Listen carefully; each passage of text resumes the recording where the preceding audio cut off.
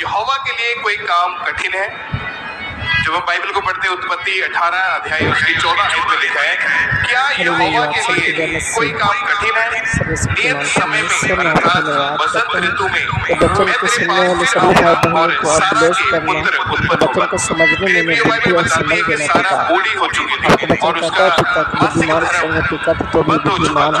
जब परमेश्वर का वचन उसके पति अब्राहम के पास पहुंचा कि तेरी पत्नी सारा के बसंत ऋतु में निश्चय ही एक पुत्र उत्पन्न होगा, तब सारा ने इस बात की प्रतीति ना की क्योंकि उसे यह बात असंभव लगी। परंतु परमेश्वर के वचन के अनुसार सारा ने बुढ़ापे की अवस्था में उसके मासिक धर्म बंद होने पर भी एक पुत्र को जन्म दिया।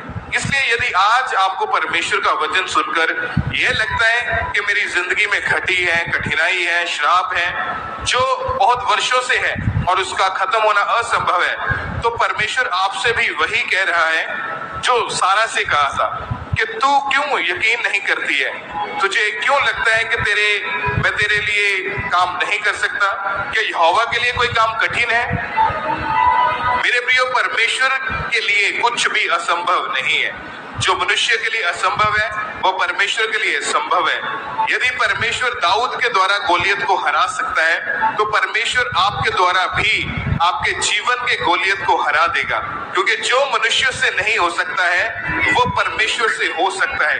इसलिए यदि आप अपने जीवन में गवाही नहीं ले पा रहे हैं तो इसका कारण ये है कि आपने अभी भी अब्राहम की तरह कोई बड़ा कदम नहीं उठाया है।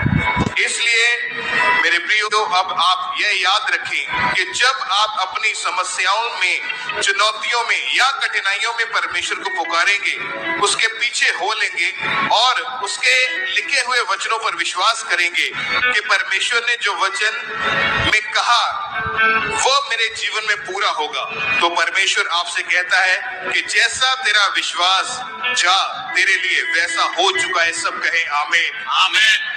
अपने हाथों को उठाएं, हर एक जन अपनी आंखों को बंद करके कहे, सर्वशक्तिमान परमेश्वर, सर्वशक्तिमान परमेश्वर, आपकी पवित्र हजूरी के लिए, आपकी पवित्र हजूरी मैं आपका धन्यवाद करता हूं। आपका धन्यवाद करता हूं। आज का दिन जो आपने ठहराया है आपने बनाया, मेरी आशीष के लिए, मेरी चंगाई के लिए, मेरी बरकत के लिए, मेरे छुटकारे के लिए और इस मुबारक दिन के लिए मैं आपका धन्यवाद करता हूं।